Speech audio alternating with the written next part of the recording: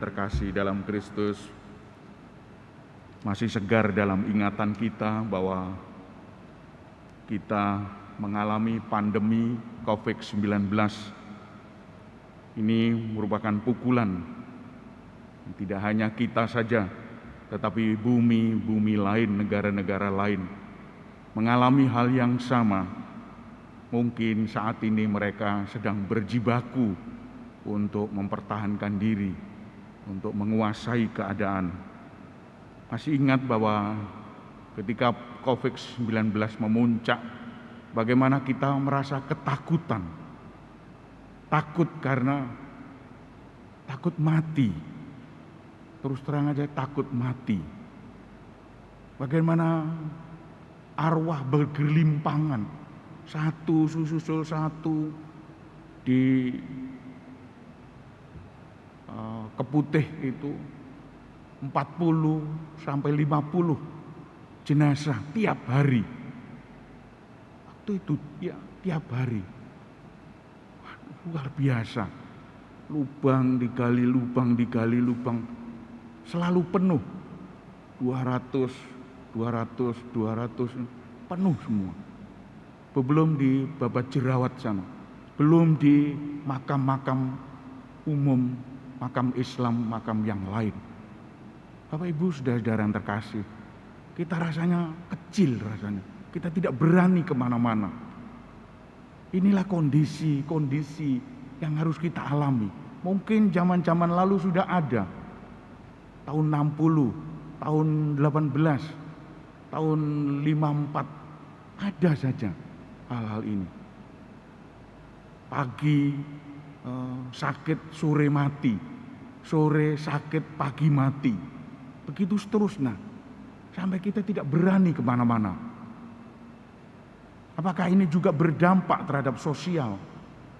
Mereka yang tidak takut mati, lalu mencuri. Di tengah-tengah seperti itu masih ada yang mencuri. Pencurian sepeda motor marak di mana-mana. Tidak hanya malam, tapi siang hari, terang-terangan. Aduh, luar biasa saat itu.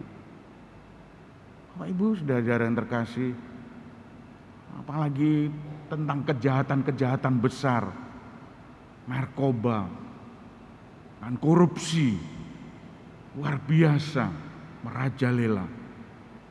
Bapak Ibu, kita hanya bisa, apa yang harus kita lakukan? Kita hanya bisa bertahan, tetap bertahan. Bacaan pertama mengatakan tunas Israel, tunas Daud akan muncul itu.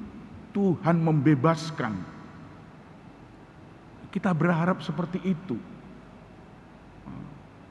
Bacaan kedua, bacaan Injil hari ini mewartakan kita harus bertahan. Berjaga-jagalah dan berdoalah. Sambil berjaga lalu kita berdoa. Untuk apa harus kita hanya bisa berdoa? Maka Misa Kudus yang dirayakan dalam live streaming itu adalah untuk berdoa juga.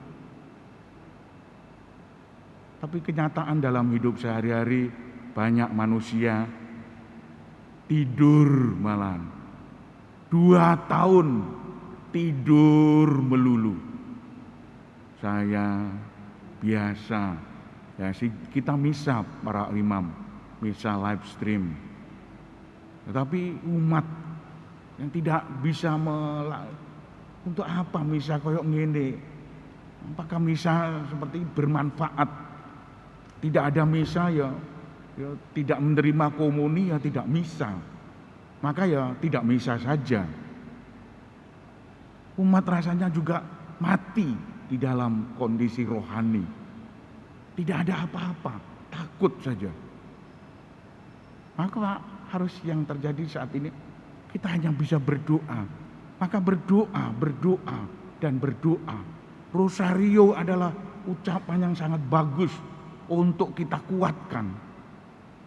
Oleh karena itu Bapak Ibu, saudara-saudara yang terkasih, agar kita dapat tetap bertahan di hadapan Putra Manusia yang akan datang dalam awan dengan segala kekuasaan dan kemuliaannya. Kita hanya bisa seperti itu berdoa agar tidak menimpa kita seperti jerat, dikatakan seperti itu. Oleh karena itu Bapak Ibu, sadarlah bahwa diri kita ini masih rapuh, masih lemah. Sadarlah bahwa diri kita perlu berjuang.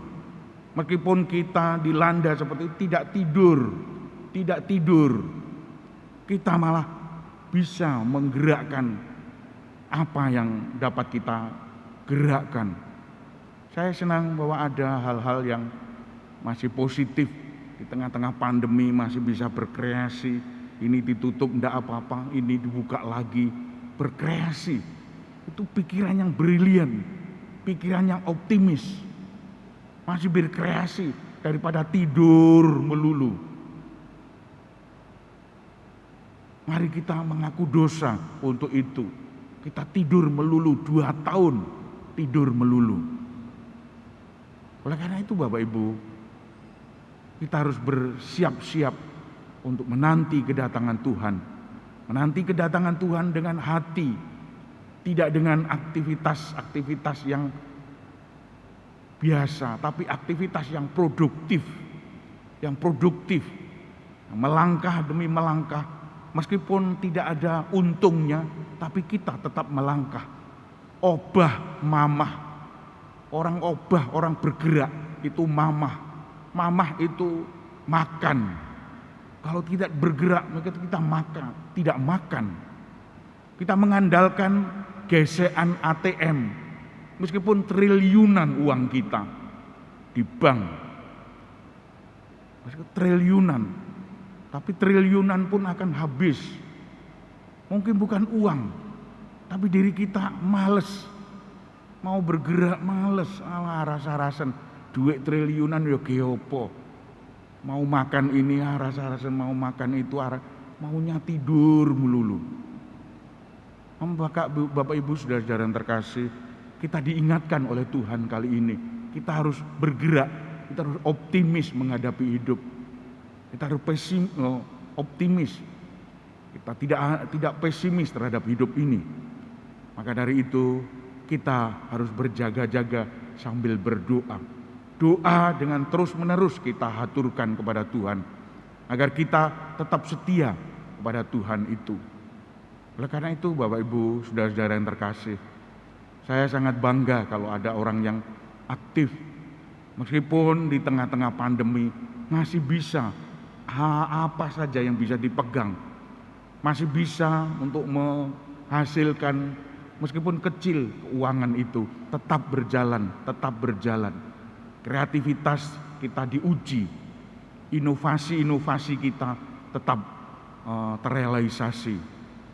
Oleh karena itu Bapak Ibu, marilah kita sadari bahwa diri kita sungguh-sungguh berdosa selama Tuhan ini. Maka kondisi Tuhan yang akan hadir kita sambut dengan hati yang bersih. Mungkin sekarang nyala lampu, nyala lilin hanya 1, itu artinya kedipan, nyalanya masih kecil. Kalau 2 sudah cukup besar, ketiga sangat besar, keempat sangat besar, itu semakin menggebu-gebu semangat kita untuk menyambut Kristus itu. Tapi meskipun kecil, tapi kita punya harapan untuk ke sana daripada mati sama sekali. Oleh karena itu Bapak Ibu, marilah kita hening sejenak, kita mohon kekuatan dan kekuatan Tuhan agar kita bisa berdiri di hadapan Putra Manusia.